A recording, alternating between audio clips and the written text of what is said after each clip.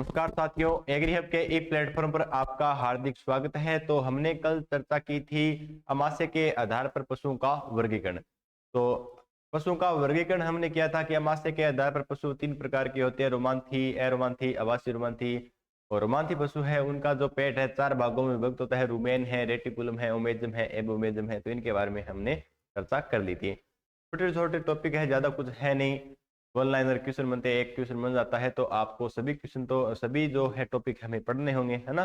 तो कल हमने इतनी चर्चा कर ली थी, लेकिन इसके बारे में मैं आपको एक वीडियो भी दिखा देता हूं कि जो पशुओं का जो अमाशय है यानी कि पेट है वो किस प्रकार से रोमांथी पशुओं का विभक्त होता है, क्या क्या क्रिया होती है। तो वो भी हम एक वीडियो के जरिए देख लेते हैं, ठीक है।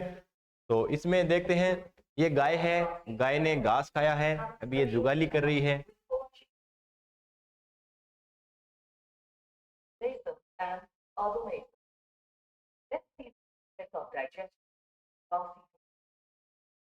देखो इसमें क्या क्या, इस गाय ने सबसे पहले घास खाई है। घास खाने के बाद क्या होगा, चार भाग में हमने बात की थी कि सबसे पहले रुमेन होता है, फिर रेटिकुलम होता है, फिर ओमेजम होता है, फिर एबोमेजम होता है। घास खाया, घास खाने के बाद सबसे पहले किस में आया, रुमेन में आया। रुमेन में स्टोर हो गया। जुगाली करने वाले पशु होते हैं, उनकी एक विशेषता होती है, क्या होती है कि इनमें जो भी भोजन आता है वो वापस मुंह में भी जाता है, ठीक है ना। अब ये वापस मुंह में जाएगा। मुंह में जाने के बाद ये क्या होगा, मुंह में जाने के बाद इसमें दोबारा उसमें मुंह में झाग बनेंगे। अब देखो ये इसने दोबारा चबाया है, केविंग बोलते हैं इंग्लिश में जुगाली को। ये देखो अब इसने चबाया, वापस ये फिर वापस आएगा, रुमेन में आ गया, वापस गया, फिर वापस रेटिकुलम में आ गया। अब ये वापस किस में आ गया बच्चों, रेटिकुलम में आ गया। रेटिकुलम में इसमें क्या होता है, इसमें हमने बात की थी कि रेटिकुलम हनी कॉम्ब की तरह होता है, इसमें जो कंकड़ पत्थर है वो यहीं रुक जाते हैं। रेटिकुलम के बाद जो होता है वो किस में आएगा, एबोमेजम में आएगा। किस में आएगा, एबोमेजम में आएगा, ठीक है ना। सॉरी ओमेजम में आएगा, किस में आएगा, ओमेजम, ओमेजम में आया। ओमेजम में यहाँ पर इसका पानी का अवशोषण हुआ, फिर इसके बाद आया एबोमेजम में। एबोमेजम में आने के बाद यहाँ पर इसका क्या होता है, पाचन होता है। पाचन होने के बाद जो भी अपशिष्ट होता है वो निकल जाता है। उसके अलावा जो भी पोषक तत्व होता है उनके यानी कि खून में उसका संचारण हो जाता है। तो इस प्रकार की है जो रोमांथी पशुओं में पेट के अंदर जो हलचल रहती है, तो इसके बारे में हमने एक वीडियो देख ली है। आज का जो टॉपिक रहने वाला है वो इंपॉर्टेंट टॉपिक है। क्या टॉपिक है, हम उसके बारे में भी चर्चा कर लेते हैं। आज का हमारा टॉपिक है वो है डी हॉर्निंग। हमने वैसे तो टर्मिनोलॉजी में पढ़ ली थी कि डी हॉर्निंग, है ना। वैसे तो हमने जो वीडियो में पढ़ ली थी कि डी हॉर्निंग क्या होती है, नॉर्मली पढ़ा था कि डी हॉर्निंग पशुओं में सींग रोदन होता है, 7 से 15 दिनों में है। जो जिसे हम बोलते हैं कि हॉर्न बडिंग, जिसे बोलते हैं कलिकाइन सींग रोदन, जिसे बोलते हैं 7 से 15 दिनों में की जाती है। तो आज का जो है वो तो था टर्मिनोलॉजी में एक शब्दावली थी। आज का जो टॉपिक है उसमें हम क्या करेंगे, इसमें आज पूरा टॉपिक पढ़ेंगे भी। डी हॉर्निंग क्या होती है, किस प्रकार से की जाती है, कौन सा उपयुक्त मेथड होता है ना। तो इसके बारे में हम चर्चा करेंगे। डी हॉर्निंग, डी हॉर्निंग क्यों आवश्यक है, डी हॉर्निंग क्यों करते हैं, कब करनी चाहिए, किस प्रकार से करते हैं, है ना। बस यही क्वेश्चन बनते हैं, ज्यादा कुछ है नहीं, छोटे छोटे टॉपिक है। पशुओं में सींग रोदन या डी हॉर्निंग। डी मतलब हटाना, हॉर्न मतलब सींग। तो सींगों को हटाना क्या होता है, डी हॉर्निंग होता है, ठीक है। देखो सींग रोदन की कितनी विधियां होती है, 5 विधियां होती हैं। सींग रोदन की कितनी विधियां होती है, सबसे पहले हमें पता होना चाहिए 5 विधियां होती है। सर 5 विधियां कौन सी होती है, तो देखो एक नंबर होती है रासायनिक विधि। एक नंबर होती है रासायनिक विधि। एक नंबर होती है रासायनिक विधि। एक नंबर होती है रासायनिक विधि, ठीक है। 2 नंबर होती है गर्म छड़ द्वारा, ठीक है ना। 2 नंबर होती है गर्म छड़ द्वारा।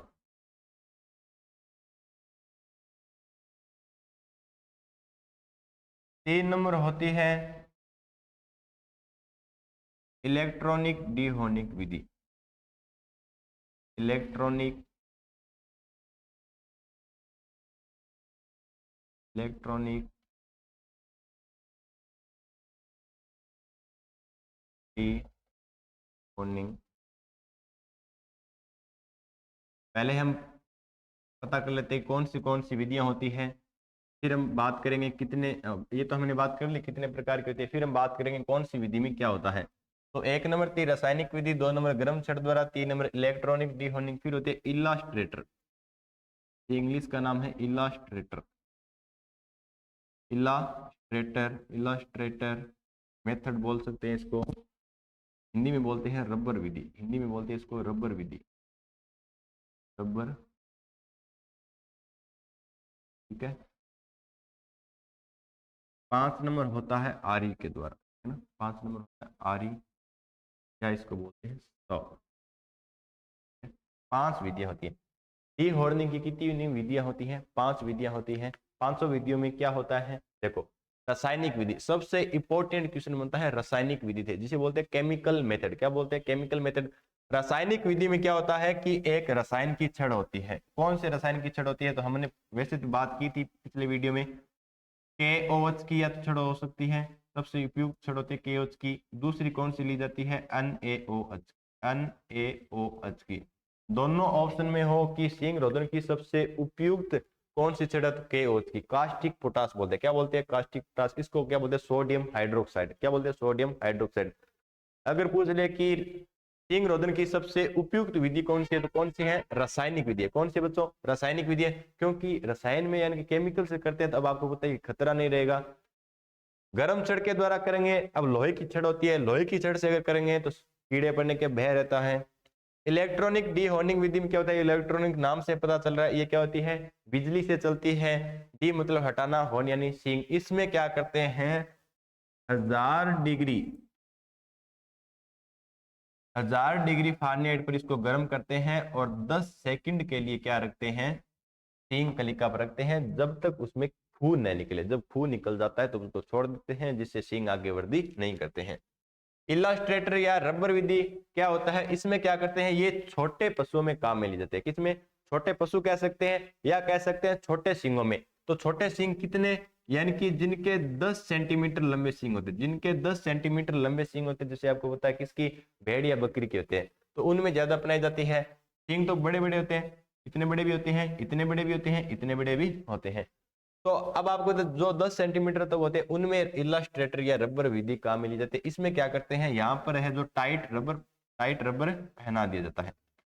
टाइट रबर पहना दिया जाता है, जिससे क्या होता है कि वो 6 से 7 सप्ताह के बाद सींग गिर जाते हैं। जैसे हम करते हैं ना कि अपने अंगुली के बाद रबड़ बांध लेते हैं, जिससे क्या खून का जो ब्लड सर्कुलेट है वो रुक जाता है ना। आरी विधि में क्या करता है? जो बड़े सींग होते हैं, जिन पशुओं के सींग बड़े होते हैं, उनमें सींग रोधन करने के लिए आरी विधि काम में ली जाती है। तो ये 5 प्रकार थे। ठीक है। तो हमने कि सर इतनी तो बात कर ली, अब हमें ये बताओ कि सींग रोधन क्यों करते हैं। देखो सींग रोधन के महत्व क्या होते हैं, सींग रोधन क्यों करनी चाहिए। पहला महत्व ये होता है क्योंकि सींग रोधन कहाँ ज्यादातर वहां करते हैं, यानी कि पशुपालन में, यानी कि हम पशुओं को ज्यादा ज्यादा संख्या में पाल रहे हैं, तो हमें उनको आहार देना पड़ता है, चारा देना पड़ता है, या उनकी देखभाल करना पड़ती है। तो जो पशुपालक होता है उसको खतरा न हो, क्योंकि बड़े बड़े सींगों कहीं उसको चोट पहुंचा दे। या हम कह सकते हैं कि सींग अगर बड़े हैं तो उसको जैसे कि बैठने के लिए, उठने के लिए भी क्या चाहिए? एक जगह भी ज्यादा चाहिए, है ना। तो जो जगह होती है वो कम होती है, उसके लिए उसको जो है एरिया भी ज्यादा चाहिए, क्योंकि एरिया ज्यादा घेरेगा। और क्या होता है कि कुछ एक नस्लें होती है, जैसे आपने पढ़ा, हम पढ़ेंगे, गाय की एक नस्ल होती है कांकरेज। गाय की एक नस्ल कौन सी होती है? कांकरेज होती है। कांकरेज नस्ल के जो सींग होते हैं वो सबसे भारी होते हैं, और इसके सींगों में सींग कैंसर पाया जाता है। तो गाय के किस नस्ल में सींग कैंसर पाया जाता है? कांकरेज नस्ल में। कांकरेज नस्ल में क्या पाया जाता है? सींग कैंसर पाया जाता है। इसलिए इसमें सींग कैंसर कितना पाया जाता है? 90% कांकरेज नस्ल के सींग कैंसर पाया जाता है, इसलिए इसमें सींग रोधन किया जाता है। ठीक है। फिर सींग रोधन, अब देखो अगर वो सींग बड़े हैं तो सींगों में क्या भी, देखो चाहे हमारे शरीर का कोई भी अंग हो, उसको ऊर्जा तो चाहिए ना। हमने माना कि हमने थोड़ा कुछ डाइट खाई, खाना खाया, पानी पिया, कोई भी फल खाए, तो उसमें देखो अगर नाखून बद रहे उसमें भी ऊर्जा चाहिए, बाल बद रहे हैं उसमें भी, उसमें ऊर्जा तो उसको चाहिए, क्योंकि बाल ऐसे तो है नहीं कि बिना ऊर्जा ये वृद्धि कर रहे हैं। तो सींग अगर बड़े हैं तो उसमें भी ऊर्जा चाहिए, तो वो जो ऊर्जा रुक जाएगी शरीर के अंदर अन्य भागों में, यानी कि उसकी क्षमता बढ़ाएगा, ये कारण हो सकता है। और भी अन्य महत्व होते हैं तो हम आगे चर्चा करते हैं। ठीक है। सबसे पहले कि सींग रोधन यानी कि डी होर्निंग का मुख्य उद्देश्य क्या होता है? क्या होता है? एक तो क्या, बीमारियों से बचने हेतु। सबसे पहला क्या होता है? बीमारियों से बचने हेतु। बीमारियों से बचने हेतु कैसे? कि कांकरेज नस्ल में, कि गाय की एक नस्ल होती है, कौन से? कांकरेज। कौन सी नस्ल होती है? कांकरेज होती है, जिसके सींग भारी होते हैं, बड़े होते हैं, जिसमें क्या पाया जाता है? 90% कैंसर पाया जाता है। 90% कैंसर पाया जाता है, इसलिए इसमें सींग रोधन किया जाता है। ठीक है। फिर है पशु के आपस में चोट लगने से बचाने हेतु, क्योंकि पशु एक दूसरे को टक्कर मारते हैं, जिससे एक दूसरे को चोट या हानि पहुंचा देते हैं, तो इसलिए भी क्या करना चाहिए? हमें सींग रोधन करवाना चाहिए। 3 नंबर है कार्य क्षमता बढ़ाने हेतु। ये भी हमने चर्चा कर ली है कि सींगों में भी बढ़ रहे हैं तो उसमें ऊर्जा लग रही है, शरीर में जो लगने वाली ऊर्जा है वो सींगों में व्यर्थ जा रही है, तो वो जो क्षमता है वो किस में चली जाएगी? कार्य क्षमता बढ़ाने हेतु हो जाएगी। 4 नंबर है कि बाड़ों में कम स्थान घेरने हेतु, क्योंकि अगर उसको बाड़ों में, अगर उनको जो शेड होता है वहां पर पशुओं को बांध रहे हैं तो कम जगह घेरे, इसलिए भी क्या करते हैं? सींग रोधन करते हैं। पशु को नियंत्रित करने के हेतु, यानी कि पशुपालक होता है वो अगर एक स्थान से दूसरे स्थान उसको बांध रहा है या उसको कोई हार दे रहा है, कोई भी काम कर रहा है, तो उसको लिए नियंत्रण करने के लिए, उसको खतरा न बना रहे, इसलिए भी क्या करते हैं? डी होनिंग करते हैं। फिर नेक्स्ट है सींग रोधन की विधियां। तो सींग रोधन की कितनी विधियां हैं? हमने पढ़ी है सींग रोधन की 5 विधियां हैं। कितनी? अभी 5 विधियां हैं। कौन सी है? सबसे पहले रासायनिक विधियां, केमिकल मेथड। 2 नंबर गर्म छड़ के द्वारा। ठीक है। 3 नंबर है इलेक्ट्रॉनिक डी होनिक विधि। 4 नंबर है इलास्ट्रेटर या रबड़ विधि। 5 नंबर है आरी के द्वारा। तो इनमें क्या क्या होता है, कौन सी इंपॉर्टेंट रहती है, क्या काम में लिया जाता है, तो इनके बारे में हम चर्चा करते हैं। सबसे पहले है रासायनिक विधि। सबसे पहले है रासायनिक विधि, very very important, very very important. ठीक है ना। अगर यहाँ से क्वेश्चन आता है डी होनिंग में से, तो यहीं से क्वेश्चन बन जाता है पहला। सींग रोधन की श्रेष्ठ व उपयुक्त विधि कौन सी है? रासायनिक विधि। 1 नंबर याद रखना। ठीक है ना। अब एनिमल में एक याद रखना, कोई भी चाहे टॉपिक पढ़ो, उसमें अगर श्रेष्ठ, उपयुक्त, उत्तम नाम दिया गया है तो वहां से क्वेश्चन पूरे बनते हैं। जैसे कि दुग्ध दोहन की सबसे अच्छी विधि कौन सी है? पूर्ण हस्त विधि, याद रखना है ना। उसी प्रकार याद रखना रासायनिक विधि, सींग रोधन की सबसे श्रेष्ठ या उपयुक्त विधि है रासायनिक विधि। इस विधि में क्या काम लिया जाता है? Sodium hydroxide. सोडियम हाइड्रोक्साइड जिसे बोलते हैं NaOH, या पोटेशियम हाइड्रोक्साइड जिसे क्या बोलते हैं अभी? KOH। अगर दोनों ऑप्शन में हो तो हम क्या करेंगे? KOH करेंगे। कीचड़ का प्रयोग किया जाता है। उम्र 1 से 2 सप्ताह, ये पूछी गई है। ठीक है ना। कि रासायनिक विधि में या डी होने के लिए उपयुक्त कितनी उम्र होनी चाहिए? 1 से 2 सप्ताह में की जानी चाहिए, या इसको लिख सकता है 7 से 14 दिन। हमने कल भी बात की थी 7 से 14 दिन में। ठीक है ना। फिर याद रखना इसमें क्या होता है कि इसमें इस प्रकार से छड़ दी जाती है। ठीक है ना।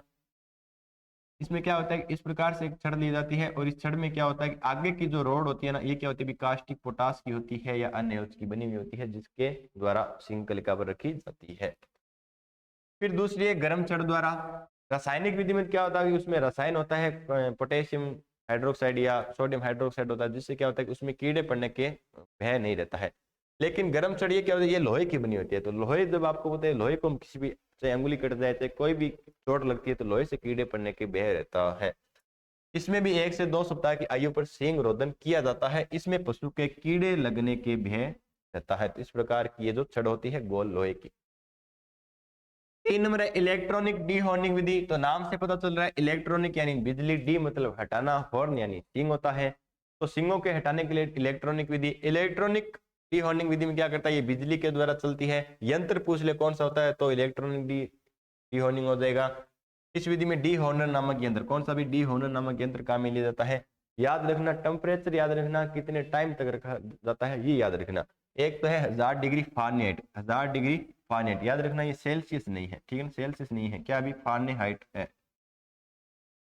गर्म करके पशु की सींग कलिका पर रखा जाता है। कितनी देर रखा जाता है? 10 सेकंड के लिए। 10 सेकंड के लिए क्या किया जाता है? सींग कलिका पर रखा जाता है। जब सींग कलिका से जब तक फू न निकले, और फू निकल जाता है तब इसको हटा लेते हैं, जिससे कि सींग की जो कलिका वहीं रुक जाती है और आगे वृद्धि नहीं करते हैं। बस इतना सा है। फिर है इलास्ट्रेटर या रबर विधि। इलास्ट्रेटर या रबर विधि में क्या करते हैं? यह विधि 10 सेंटीमीटर, क्या करते हैं भी? यह विधि 10 सेंटीमीटर लंबे सींग वाले पशुओं में ही अपनाई जाती है। 10 सेंटीमीटर से लंबे सींग होते हैं उसमें ये अपनाई नहीं जाती है। इसमें सींग रोधन में 3 से 6 सप्ताह, इसमें समय ज्यादा लगता है। 3 से 6 सप्ताह कह सकते हैं, 21 से 45 दिन। 21 से 45 दिन का समय लगता है। इसमें समय ज्यादा लगता है। इसमें पशु की आयु निश्चित होना आवश्यक नहीं है, क्योंकि इस ये किस में अपनाई जाती है ज्यादातर ये अपनाई जाती है भेड़ बकरी में। किस में भी? भेड़ बकरी में ज्यादा अपनाई जाती है, ठीक है ना, भेड़ बकरी में। तो इसमें क्या करते हैं कि इस प्रकार से जो सींग होते हैं ना, इन सींगों में क्या कर देते हैं, यहाँ पर ये रबड़ का छल्ला, रबड़ टाइट रबड़ होता है, इसको लगा देते हैं। जिससे क्या होता है कि ये इसमें क्या होता है, इस प्रकार जैसे हमारी अंगुली होती है, अंगुली के हम जब कई बार रबड़ लगाते हैं तो क्या होता है, यहाँ से ब्लड सर्कुलेशन वो रुक जाता है, यानी कि रक्त का संचरण नहीं होता, जिसके कारण क्या ये ब्लू या व्हाइट होने लग जाती है ना। तो उसी प्रकार क्या होता है, सींगों के ऊपर यहाँ से इसको लगा देते हैं, जिसके कारण उसमें रक्त का संचरण नहीं होगा और ये ऊपर से सींग हटकर गिर जाते हैं, ठीक है। फिर 5 नंबर होता है आरी के द्वारा। इस विधि का उपयोग अधिक उम्र वाले बड़े पशुओं में किया जाता है। तो यहां से क्वेश्चन क्या बनता है, क्वेश्चन ये बनता है कि 10 वर्ष की गाय का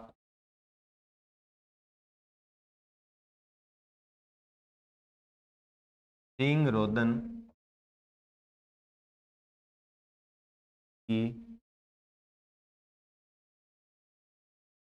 उपयुक्त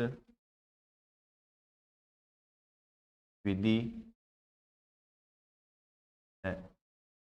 तो 10 वर्ष की गाय की सींग रोदन की उपयुक्त विधि कौन सी है? आरी विधि है, क्योंकि ये विधि है अपनाई जाती है लंबे या बड़े सींग वालों में, ठीक है। तो आप अपना भविष्य नहीं बदल सकते, पर आप अपनी आदतें बदल सकते हैं, और निश्चित रूप से आपकी आदतें आपका भविष्य बदल देती हैं। तो आज का हमारा टॉपिक था वो था डी होर्निंग मेथड से संबंधित था।